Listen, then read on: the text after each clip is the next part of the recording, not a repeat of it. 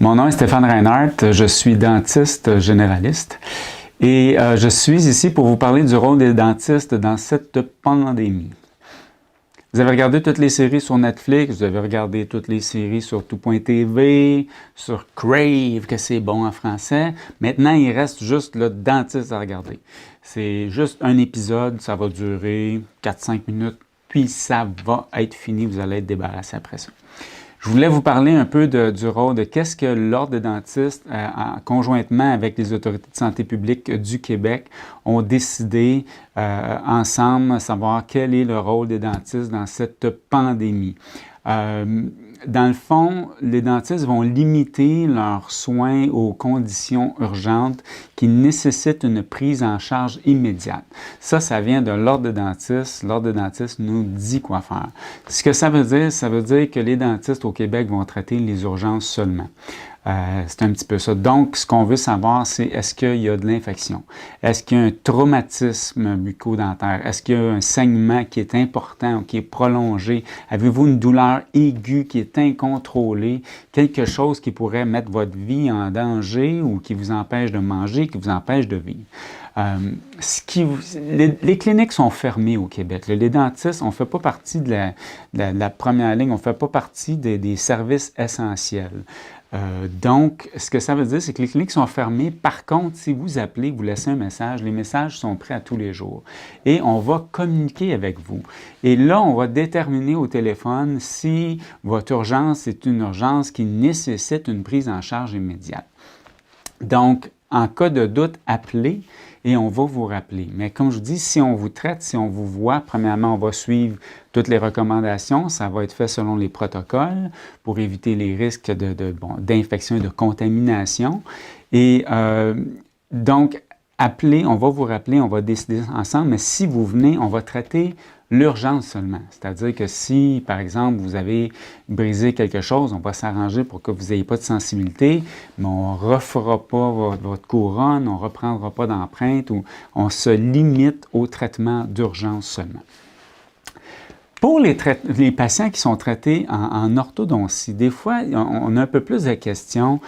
Donc, que ce soit votre dentiste généraliste qui vous traite ou que vous ayez un orthodontiste, que vous ayez chez l'orthodontiste pour vous faire traiter, on se demande est-ce que c'est une urgence. Bon, l'Ordre des orthodontistes du Québec, l'Association des orthodontistes du Québec ont, je crois, en ligne un beau guide, un beau document qui explique à peu près tout ce qui peut être fait dans les cas d'urgence.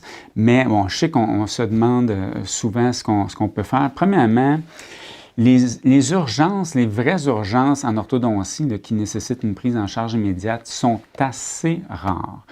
C'est pas que ça n'existe pas, ça existe, mais si on compare aux autres domaines de dentisterie, en orthodontie, c'est plus rare. On peut souvent se débrouiller.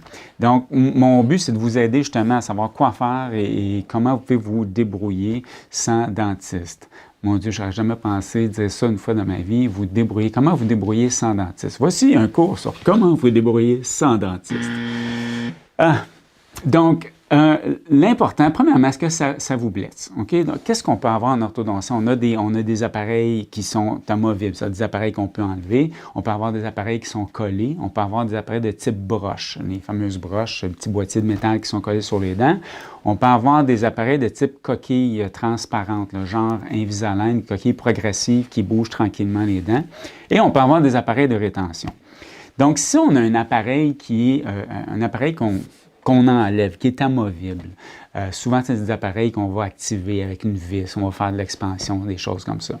Si l'appareil est brisé, qu'il y a une partie d'acrylique qui est brisée, mais qu'on est capable de le porter, que ça ne cause pas de douleur, continuez à le porter. Si on vous a demandé d'activer l'appareil, activez-le comme vous étiez supposé de le faire. Et quand vous êtes arrivé au moment où vous étiez supposé avoir un rendez-vous avec votre orthodontiste ou votre dentiste, arrêtez d'activer l'appareil, mais continuez à le porter. Donc, souvent, si c'est vos enfants qui continuent à porter l'appareil, c'est important. On veut maintenir ce qu'on a gagné. On ne veut pas perdre tout ce qu'on a gagné.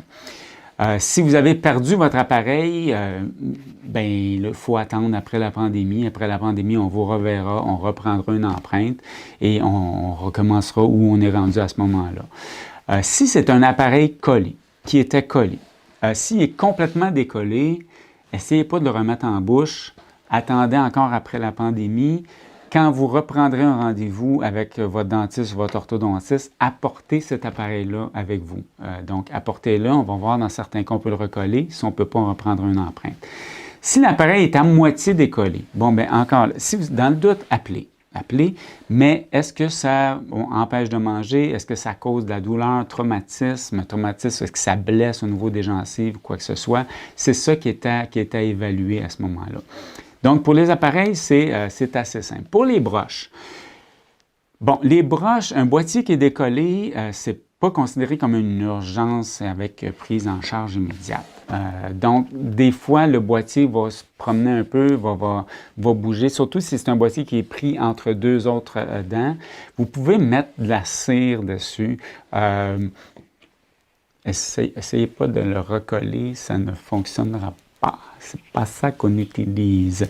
Donc, essayez de mettre de la cire. La cire, ça peut au moins le stabiliser en place puis éviter que ça soit agaçant, que ça tourne tout le temps. Si c'est un boîtier, un des derniers, ben, ce qui va arriver, des fois, le boîtier, vous allez le perdre complètement. Le fil va dépasser ou le fil va piquer la joue, et là, ça devient plus agaçant. Ce qu'on fait à ce moment-là, si le fil pique la joue, vous avez encore là la cire, vous pouvez essayer de mettre de la cire. Si ça ne fonctionne pas, petit coupe-ongle ici, vous prenez un coupe-ongle, vous tenez le fil avec les doigts ou avec une pince que vous aurez désinfectée ou quelque chose, et vous allez couper le fil, ça fait vraiment ce bruit-là. Je vous dis de tenir le fil parce que si vous coupez un petit bout de fil, c'est des petits fils piquants, c'est comme des petites aiguilles, ça peut aller directement dans le fond de la gorge. On ne veut pas régler une urgence en causant une autre. Donc, vous pouvez régler ça comme ça. Si vous aviez des élastiques à porter, on vous a dit de porter des élastiques 24 heures par jour, de les changer 4 fois par jour, jusqu'à temps que vous ayez un autre rendez-vous, portez les élastiques la nuit seulement. OK? Portez-les la nuit. Ce que ça va faire, ça va maintenir où vous êtes rendu. Puis après ça, on décidera qu'est-ce qu'on fait, est-ce qu'on continue ou quoi que ce soit. Là, le but, c'est de maintenir, dans le fond. On veut garder ça comme c'est là. Comme je dis, on ne veut pas perdre tout ce qu'on a gagné jusqu'à présent. Couper le fil, élastique, si vous avez un bouton, si vous avez un ressort, vous avez perdu quelque chose, c'est tout le temps la même chose.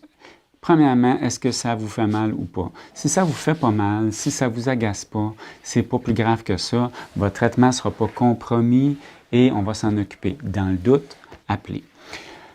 Les coquilles transparentes. Coquilles transparentes de ce type-là, ici, que vous changez à toutes les semaines habituellement, qui bougent progressivement les dents. Qu'est-ce qui se passe avec ça?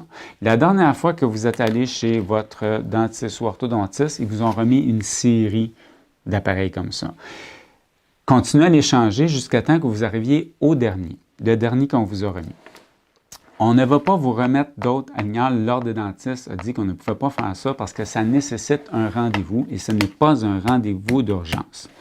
Donc, ce qu'il faut faire encore, l'idée, c'est de maintenir. On ne veut pas que ça bouge, on ne veut pas. Vos dents, là,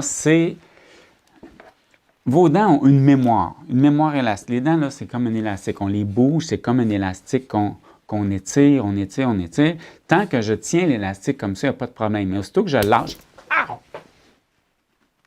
non, ça fait même pas mal.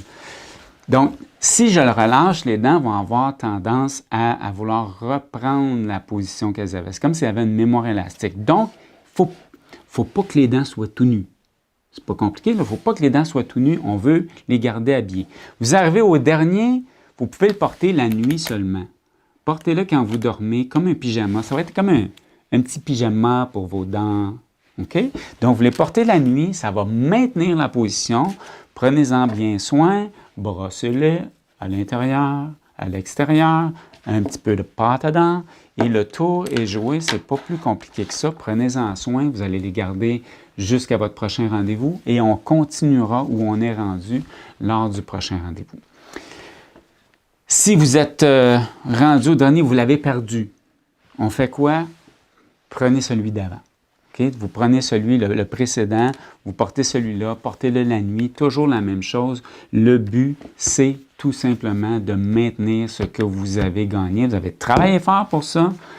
C'est beaucoup de temps, donc on ne veut pas perdre ce qu'on a gagné. C'est ça qui est très important. Si vous avez des appareils de rétention, donc on va avoir des fils, quand le traitement est terminé, on va mettre de la rétention. Vous allez soit porter des appareils la nuit, soit avoir un fil qui est collé à l'intérieur, en arrière des dents. Vous pouvez avoir les deux aussi. Donc, si votre fil collé est brisé en partie ou complètement, s'il est complètement brisé, qui est enlevé, ce n'est pas un problème. Vous attendez, puis on en refera un autre quand la pandémie sera terminée. On ne sait pas combien de temps ça va durer. Moi, c'est ma première pandémie. Ouais. Donc, on apprend tout le monde en même temps. On ne sait pas encore combien de temps ça va durer. On espère le moins longtemps possible.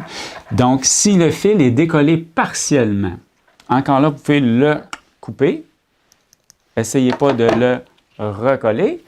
Et couper avec le coupon, tenez-le encore une fois. Ça, je vous dis, ça vraiment, ça revole. Ça revole vraiment.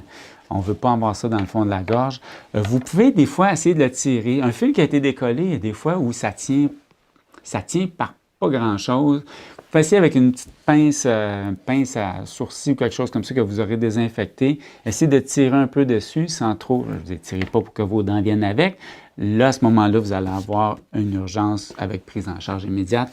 Mais non, on ne veut pas ça. Donc, tirez tranquillement, essayez. Vous allez voir si le fil vient au complet, bien, ça sera un fil à remplacer quand la pandémie sera terminée, qu'on pourra prendre nos pratiques et vous revoir comme d'habitude. Écoutez, prenez soin de vous, prenez soin de vos proches, suivez les consignes, restez chez vous. On a hâte de vous revoir. On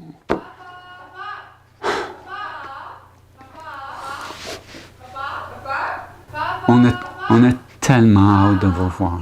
Ça va bien aller. Vous n'avez pas idée comment on a hâte. Portez-vous bien. Faites attention à vous. Merci beaucoup. L'épisode est terminé. Ça va bien aller.